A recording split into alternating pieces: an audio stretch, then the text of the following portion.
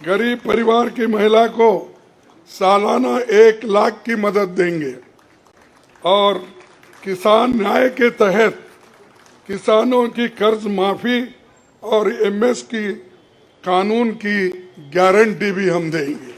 ये पंडित जवाहरलाल नेहरू जी के जमाने में घोषणा पत्र दी थी, जो रियलिस्टिक है, जो ग्राउंड लेवल पे हम कर सकते हैं, उसी के बारे में उन्होंने बोला था।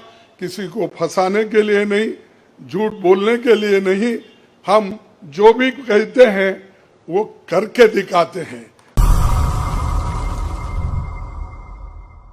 आज मुझे ये भी याद करना है कि बाबू जगजीवन राम का जन्मदिन भी है और जो बाबू जगजीवन राम हमारे पार्टी में बहुत साल तक 1947 से लेकर 1984 तक वो इस पार्टी में रह के काम किए। फिर जो कुछ उनका कंट्रीब्यूशन था, तो बड़ा कंट्रीब्यूशन मिनिस्ट्री में उन्होंने किया। ऐसे दिन आज हम ये घोषणा पत्र गरीबों के लिए हम अर्पित कर रहे हैं। आज भारतीय राष्ट्रीय कांग्रेस के 2024 के लोकसभा चुनाव का घोषणा पत्र जारी किया जा रहा है। इस मौके पर मैं आप सभी का स्वागत करते हुए 22 दिसंबर 2023 को जो चिदम्बरम जी की अध्यक्षता में 16 सदस्यीय कांग्रेस मैनिफेस्टो कमेटी बनी थी और 19 मार्च को CWC ने इसे मंजूरी दी थी। व्यापक जनभागीदारी और संपर्क के बाद हमारा घोषणा पत्र बना है। इसके लिए वेबसाइट आवाज भारत की बनी, जिस पर भी काफ़ी सुझाव मिले। हमारा ये घोषणा पत्र देश के राजनीतिक इतिहास में न्याय के दस्तावेज के रूप में याद किया जाएगा। राहुल जी के नेतृत्व में चली भारत जोड़ो न्याय यात्रा में 5 पिलर्स पर ध्यान केंद्रित किया गया था। यात्रा के दौरान युवा न्याय, किसान न्याय, नारी न्याय, श्रमिक न्याय और हिस्सेदारी न्याय की घोषणा की गई थी। जहाँ कहीं भी हम गए, इन न्याय की बात हमने करी थी और इसकी गारंटी भी हमने दी है। इन 5 पिलर्स में से 25 गारंटी निकलते हैं। हर 25 गारंटी ने किसी ना किसी को लाभ मिलने का इसके अंतर्गत यहाँ पर हमारे मैनिफेस्टो में भी है और इसके लिए जो हम पहले से ही करते हुए आए हैं वो भी हमने इसका उल्लेख किया है। मैं कुछ बातें आपके सामने रखना चाहता हूं।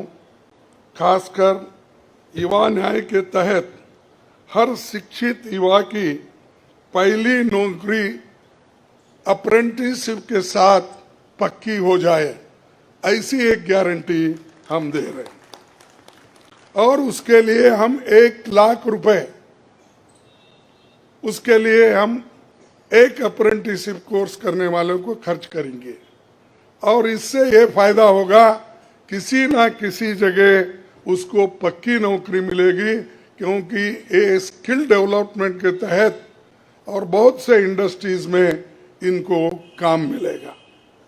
नारी न्याय के तहत गरीब परिवार की महिला को सालाना 1 लाख की मदद देंगे। कोई तालियां नहीं बजा रहे, क्या बात है। गरीब परिवार की महिला को सालाना 1 लाख की मदद देंगे और किसान न्याय के तहत किसानों की कर्ज माफी और एमएस की कानून की गारंटी भी हम देंगे। और श्रमिक न्याय, इसके तहत मनरेगा में भी 400 रुपए, ये न्यूनतम कम से कम 400 रुपए मजदूरी दिया जाएगा। हिस्सेदारी न्याय में सामाजिक आर्थिक समानता के लिए हर व्यक्ति और हर वर्ग की गिनती या जातीय जनगणना होगी, जिससे सबको फायदा होगा, या किसी के फॉर्म में किसी के अगेंस्ट में ये नहीं है कि हालात को समझने के लिए ये जातीय जनगणना करेंगे, जैसा कि SC ST की जातीय जनगणना होती है। और वैसा ही जो पिछड़े लोग हैं और भी ये अपर कास्ट में भी गरीब लोग हैं, सबकी हालत क्या है ये जानने के लिए हम जातीय जनगणना कराएंगे और इसका फायदा हर वर्ग को मिलेगा। हमारे घोषणा पत्र में संवैधानिक न्याय, कॉन्स्टिट्यूशनल जस्टिस खंड में लोकतंत्र बचाओ, भय से मुक्ति से लेकर मीडिया, न्यायपालिका आजादी, भ्रष्टाचार के खिलाफ मुहिम जैसे मुद्दे, कला संस्कृति जैसे विषय भी है। आर्थिक न्याय, इकोनॉमिक जस्टिस खंड में आर्थिक नीतियों, बेरोजगारी, टैक्सेशन और टैक्स रिफॉर्म्स, ये सारी चीजें उसमें हम लाएंगे। इंडस्ट्री और इंफ्रास्ट्रक्चर पर ठोस काम हम करेंगे। राज्य न्याय, जस्टिस फॉर द स्टेट्स में संघीय विकास, पूर्वोत्तर भारत पर रोशनी हम डाले हैं और जहां कहीं भी फेडरल स्ट्रक्चर को धोखा होगा, हम उस वक्त अपनी आवाज उनके साथ भी उठाएंगे और जब हमारी गवर्नमेंट आएगी तो उनको बराबरी का हिस्सा देंगे, और ताकि वो पैसे के लिए तरस न हो, चाहे वो ड्रॉट हो, फ्लड हो, डिसास्टर्स हो, इसके लिए नेचुरल डिसास्टर, इन सब के लिए फेडरल गवर्नमेंट को कानून के तहत जो मदद मिलना चाहिए वो हम जरूर उनको दिलाएंगे। उसी के साथ देश की प्रतीक्षा और आंतरिक सुरक्षा के महत्व को ध्यान में रखकर रक्षा न्याय की भी खंड है, जिसमें विदेश नीति भी है। और विदेश नीति हमारी अब तक सफल हुई है और उसी नीति पे अगर ये लोग काम करते थे और ठीक ढंग से चलते थे, और बहुत से मुश्किल हमको आज जो आ रहे हैं वो कभी नहीं आते थे। तो इसीलिए हम अपना रक्षा न्याय का देश की रक्षा के लिए पूरा हम काम करेंगे। आखिरी एक महत्व का बिंदु पर्यावरण न्याय भी देंगे। आप सभी से मैं अनुरोध करूंगा कि घोषणा पत्र को बारीकी से देखें, पढ़ के इसमें आपको भविष्य के भारत की शानदार नया तस्वीर दिखेगा और इसके लिए आप ठीक ढंग से आप काम कर सकते हो। आजादी के बाद 1951-52 में चुनावों से राजनीतिक दल घोषणा पत्र जारी करते समय बहुत से दावे करते हैं लोग, पर कांग्रेस हमेशा जमीनी हकीकत पर चलती है। 1951 में पंडित जवाहरलाल नेहरू के नेतृत्व में हमारा जो घोषणा पत्र जारी हुआ उसका नाम था व्हाट कांग्रेस स्टैंड्स फॉर। उसका नाम था व्हाट कांग्रेस स्टैंड्स फॉर। पहले घोषणा पत्र को लेकर ये टिप्पणी की गई थी, no exaggerated claims were made, no ambitious plans to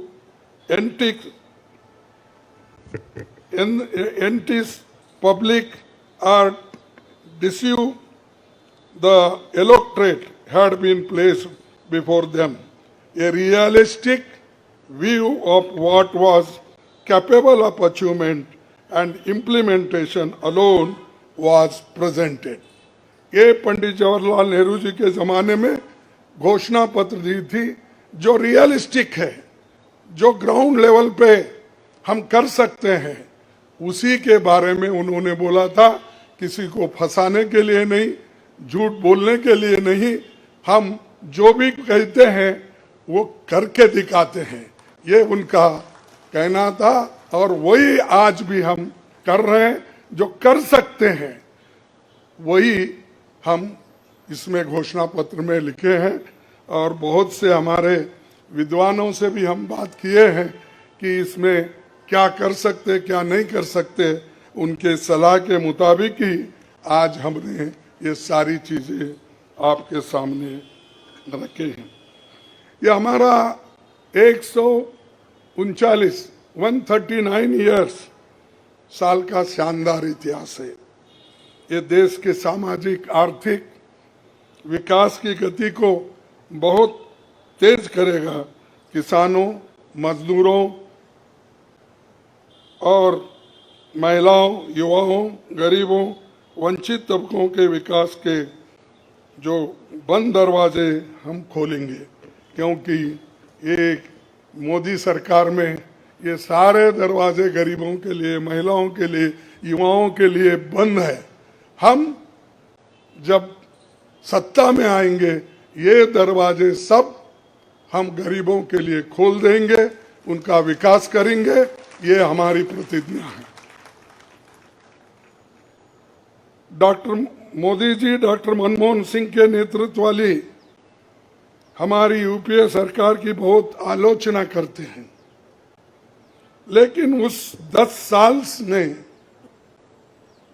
हमने मनरेगा,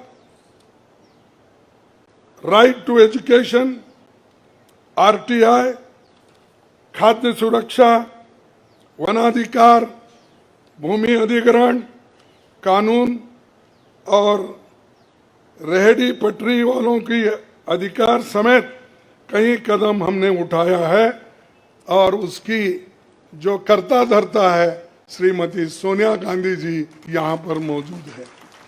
उन्होंने बारीकी से इन मनरेगा को और खास करके फूड सिक्योरिटी को बहुत लड़ा, क्योंकि मुझे मालूम है सब चीज़ मैं यहाँ पर नहीं कह सकता कि उन्होंने इतने